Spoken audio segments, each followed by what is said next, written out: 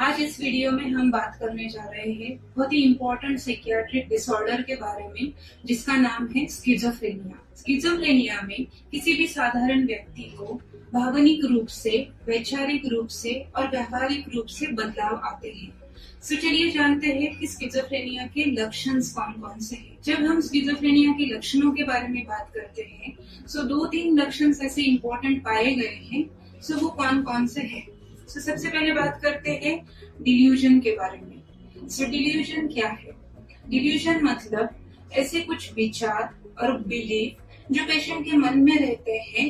Patient को उसके ऊपर पूरा भरोसा होता है और पेशेंट को लगता है कि वो सही है, बट एक्चुअल में वो विचार गलत होते हैं।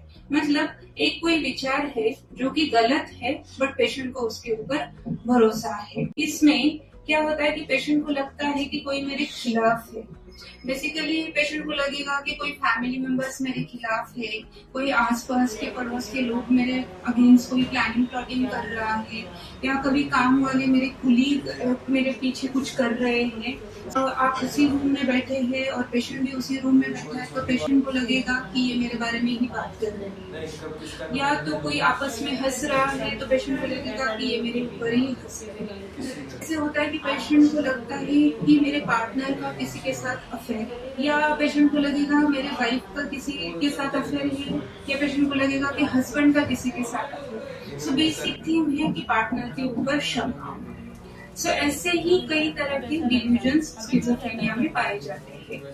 अब हम बात करते हैं हैलुसिनेशन के बारे में। हैलुसिनेशन में पेशेंट को कुछ आवाजें सुनाई देती है जो आवाजें वास्तविकता में नहीं होती है। अगर पेशेंट कई बार पेशेंट बोलते हैं हमें कि मुझे किसी पूर्वजों की आवाज सुनाई दे रही है, किसी अनजान आदमी की आवाजें सुनाई दे रही है। अगर आप उसी कमरे में हो और पेशेंट भी उसी कमरे में है, तो पेशेंट बोलेगा कि मुझे तो आवाज सुनाई दे रही है, बट आपको कोई आवाज नहीं सुनाई दे रही। आप अगर पेशेंट को बोलने जाओगे कि मुझे तो कोई आवाज नहीं सुनाई दे रही है, तो पेशेंट इंसिस्ट करने लगेगा मुझे तो आवाज सुनाई दे रही। इसी तरह कुछ केसेस में विजुअल हैलुसिनेशंस भी होते हैं। विजुअल हैलुसिनेशन में क्या होता है, कोई भी चीजें, कोई भी लोग या कोई आकृतियां पेशेंट को दिखने लगती है। तो थर्ड सिम्टम ये है कि कभी कभी पेशेंट को लगता है कि ये जो मेरे विचार है ये मेरे है ही नहीं है। कोई एजेंसी है, कोई यंत्रणा है जो इसको कंट्रोल कर रही है।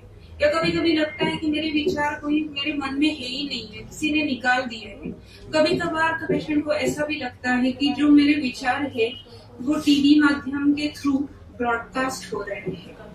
पेशेंट स्टूडेंट है तो पढ़ाई करना बंद कर देता है, अगर जॉब करता है तो जॉब करना बंद कर देता है, या तो कोई फैमिली मेंबर्स का ख्याल रखता है तो उनका ख्याल रखना बंद कर देता है। तो बेसिकली पेशेंट क्या करता है, दिन भर बैठा रहता है या तो लेटा रहता है, मतलब कोई भी मीनिंगफुल काम नहीं करता है। और एक निगेटिव सिम्टम्स है जिसमें पेशेंट को कोई भी चीज करके खुशी नहीं होती है। जैसे कि कुछ गाना सुनने के बाद खुशी मिलती है, या टीवी देखने के बाद अच्छा लगता है, बट ये कुछ भी करने के बाद भी खुशी नहीं मिलती है। कुछ पेशेंट्स ऐसे करते हैं कि बाहर निकलना बंद कर देते हैं, लोगों से घुलना मिलना बंद कर देते हैं, बातचीत करना बंद कर देते हैं, अकेले रहने लगते हैं।